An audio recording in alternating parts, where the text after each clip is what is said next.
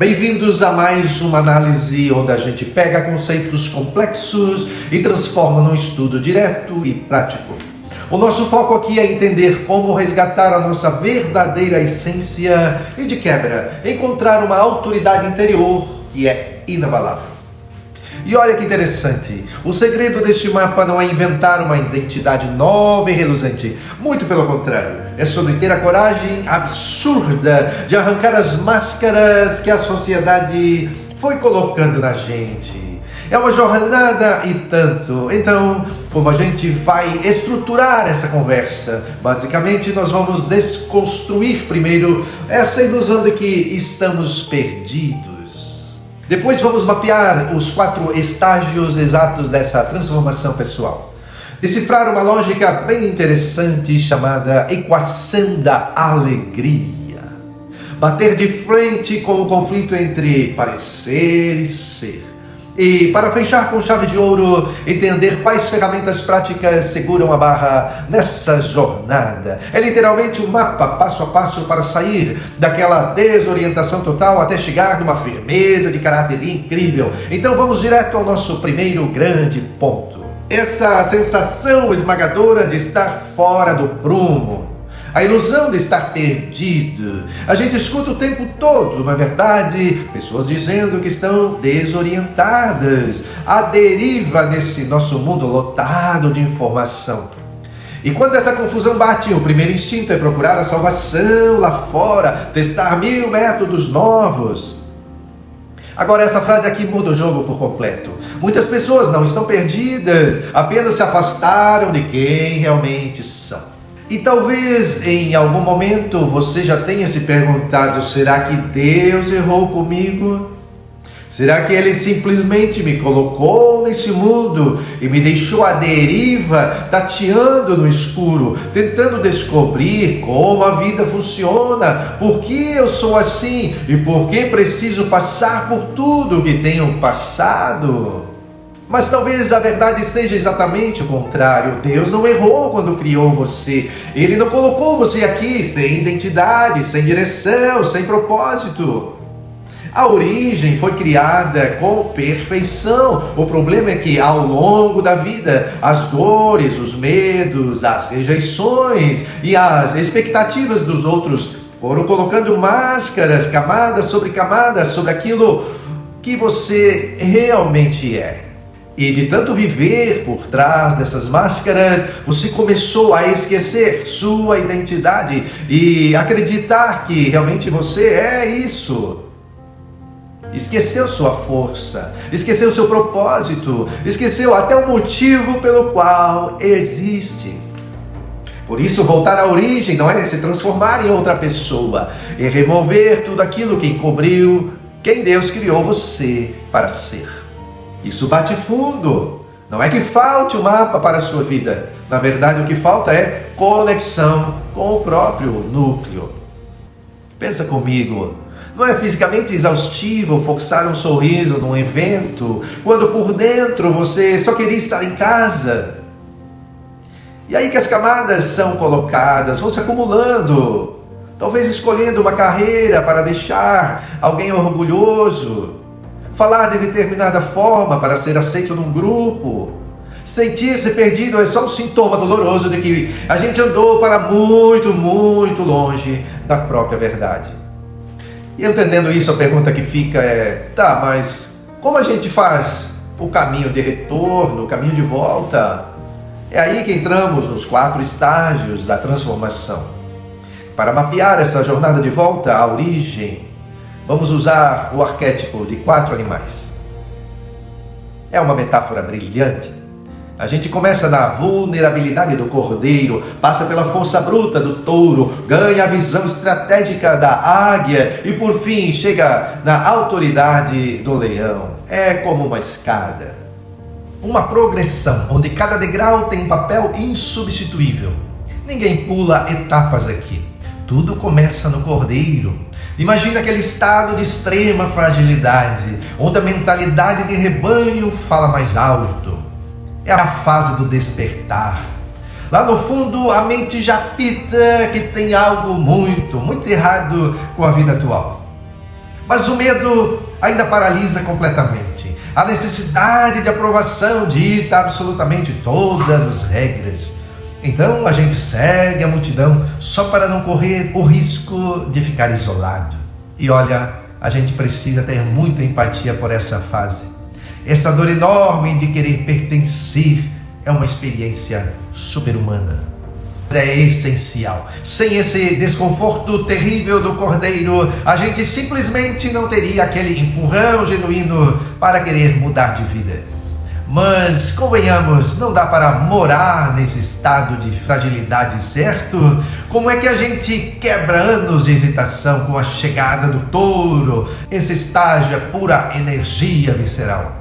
Exige disciplina, exige força bruta, exige suor. É aquele exato momento em que você toma a decisão e rompe com a inércia de um jeito contundente. O touro traz essa coragem pesada do dia a dia.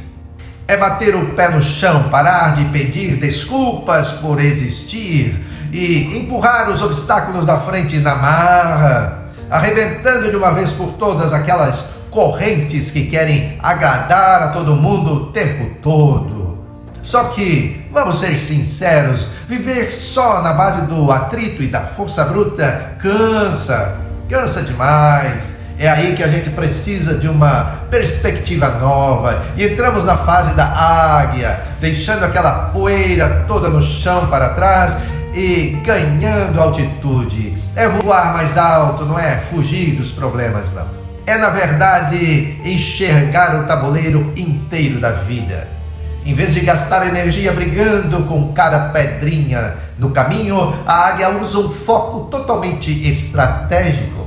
Ela plana, lê os ventos e entende o que realmente vale a pena, dando um sentido super claro e direcionado para as próprias escolhas. Então, depois de toda essa escalada, chegamos ao destino final, o leão, a identidade consolidada. O que é mais fascinante nessa fase é que o leão não está nem aí para provar a própria força. Ele não precisa sair batendo cabeça feito touro e nem precisa voar alto para fugir de algum perigo, talvez, como a águia. Ele simplesmente sabe quem é e ponto. Ele firma as patas no chão, irradia aquela confiança que não treme por nada e corta de uma vez por todas aquele ciclo exaustivo de implorar por palmas. A simples presença dele já comunica a paz e uma soberania que não pede validação de absolutamente ninguém. Agora, prestem atenção, muita atenção nisso aqui. Porque a maior sacada de todo esse estudo é o seguinte: o leão não é inventado no final. Ele já estava lá o tempo inteiro, só esperando para ser acordado. Essa força gigante não é um personagem criado por táticas de marketing pessoal ou truques de produtividade. É algo nosso, inato. Estava só soterrado debaixo de um monte de expectativas alheias. O trabalho, no fim das contas, não é adicionar 1000 qualidades novas, mas sim ter a ousadia de raspar tudo aquilo que nunca foi nosso de verdade. O que nos leva diretamente para o próximo nível, onde a gente sai da metáfora e vai para a prática. É a equação da alegria. E é importante entender que essa jornada não nasceu apenas de uma ideia ou de uma metáfora bonita. Ela reúne princípios da psicologia, verdades encontradas nas escrituras e aprendizados presentes na história e na vivência de milhares de pessoas. Pessoas essas que em algum momento perceberam que precisavam parar de fugir de si mesmas e começar o caminho de volta à própria origem. A obra original desenha isso com uma clareza impressionante. É uma sequência lógica e matemática para construir a vida que faça sentido. Vamos para o passo 1, identidade. O resgate de quem a gente é. Quando essa fundação fica firme, ela ativa instantaneamente o passo 2, a transformação. As atitudes mudam na prática, no dia a dia, e essa transformação vira a ponte perfeita para o passo 3, o propósito. Afinal, sem saber quem a gente é impossível saber para onde a gente quer ir. E quando essa equação é resolvida, o resultado não podia ser outro. O passo 4, a verdadeira alegria de viver, o prazer de viver. E, gente, as consequências disso para a nossa saúde mental são fora de série. Sabe aquela neblina mental? Ela some. A gente recupera a clareza para enxergar o mundo sem aquele filtro embaçado do que vão pensar da gente. Ganha-se direção e uma firmeza absurda para manter as convicções, mesmo quando a pressão social aperta. O entusiasmo volta e, o mais importante de tudo, a paz mental gigantesca toma conta. Um prazer real de viver, porque aquele peso de sustentar máscaras o dia inteiro finalmente vai para o lixo, e é justamente essa paz que nos coloca de cara com o maior conflito de toda essa jornada, a velha batalha do parecer contra o ser. Aqui a gente tem o coração filosófico dessa análise toda. Existe um abismo entre o parecer e o ser. O parecer é a armadilha, é viver de máscara. E olha, dá um trabalho exaustivo manter esse teatro de pé. Gera uma ansiedade crônica de que a qualquer momento isso vai ser desfeito. E o resultado é um vazio interno gigantesco. De outro lado, a gente tem o ser, o território do leão. É a existência autêntica, onde a sua influência e sua autoridade fluem com naturalidade, embaladas por uma coragem genuína. Claro, jogar o parecer pela janela não é um passo de mágica. Vai ter dia em que a tentação de voltar para o conforto, de ser o bonzinho, de agradar todo mundo, vai bater forte. É inevitável. E é exatamente por causa desses dias difíceis que a gente precisa entrar no nosso último passo. As ferramentas para manter a rota quando a vontade de desistir aparece. Sabendo muito bem que iria ter esse deserto no meio do caminho, foi criado um ecossistema inteiro de apoio. De um lado você tem ferramentas mais racionais, como os livros, por exemplo. A arte de não fazer nada enquanto a vida passa. Isso serve para alimentar aquele embasamento psicológico firme sobre o processo que você está vivendo.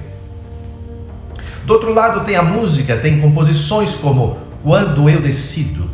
E a música entra por uma porta diferente, ela é um escudo emocional.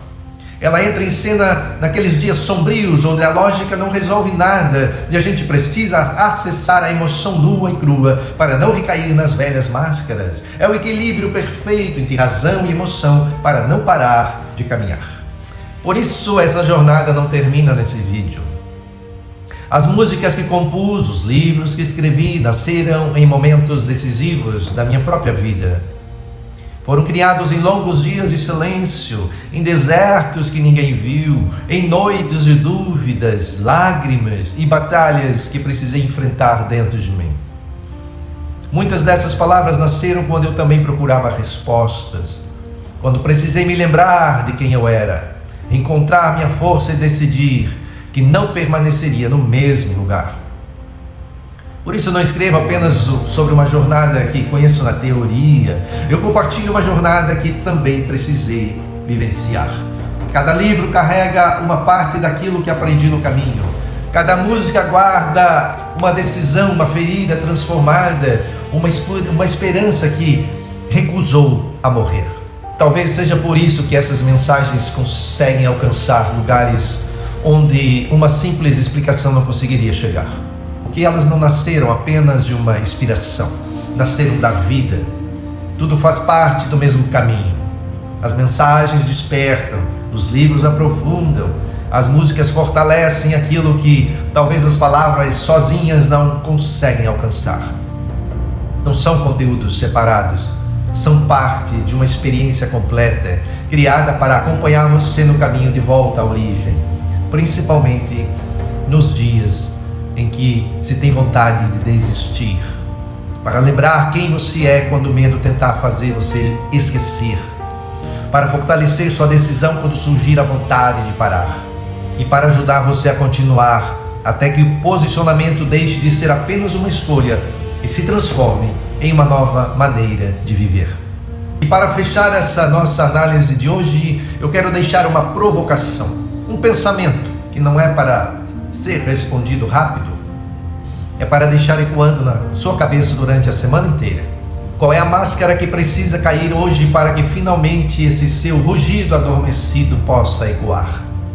Ter a coragem de responder a isso com honestidade brutal pode ser exatamente o gatilho que faltava para começar agora mesmo a jornada de volta para casa. De volta para quem você realmente é. Eu sou Wallace Piscine e foi um prazer enorme destrinchar esse mapa incrível com todos vocês. Que esse leão interno encontre muito espaço para respirar a partir de hoje em você. Um grande abraço e até a próxima exploração.